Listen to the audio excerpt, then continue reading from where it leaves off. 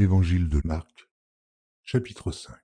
Ils arrivèrent à l'autre bord de la mer, dans le pays des Gadaréniens. Aussitôt que Jésus fut hors de la barque, il vint au-devant de lui un homme sortant des sépulcres et possédé d'un esprit impur. Cet homme avait sa demeure dans les sépulcres et personne ne pouvait plus le lier, même avec une chaîne.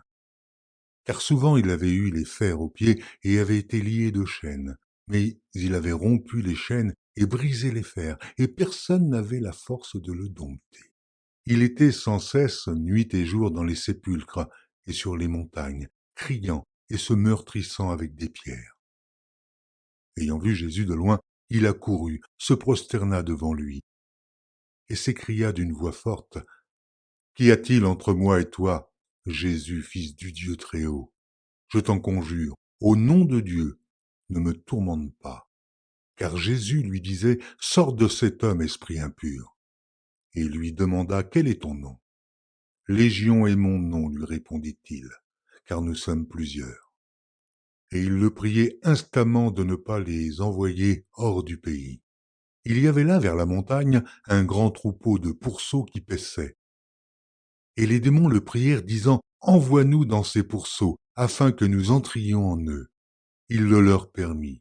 Et les esprits impurs sortirent, entrèrent dans les pourceaux, et le troupeau se précipita des pentes escarpées dans la mer. Il y en avait environ 2000, et ils se noyèrent dans la mer. Ceux qui les faisaient paître s'enfuirent et répandirent la nouvelle dans la ville et dans les campagnes. Les gens allèrent voir ce qui était arrivé.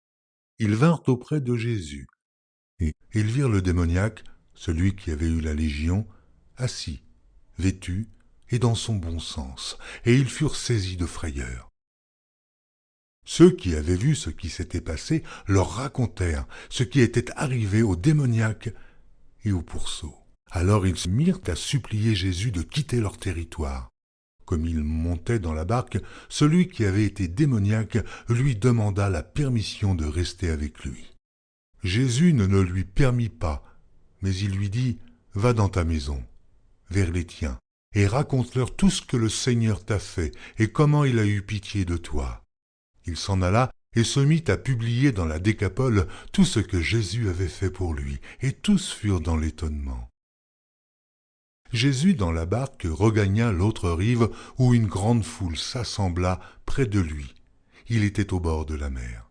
Alors vint un des chefs de la synagogue, nommé Jaïrus, qui, l'ayant aperçu, se jeta à ses pieds, et lui adressa cette instante prière. « Ma petite fille est à l'extrémité, viens. » Impose-lui les mains, afin qu'elle soit sauvée et qu'elle vive. Jésus s'en alla avec lui, et une grande foule le suivait et le pressait. Or, il y avait une femme atteinte d'une perte de sang depuis 12 ans. Elle avait beaucoup souffert entre les mains de plusieurs médecins.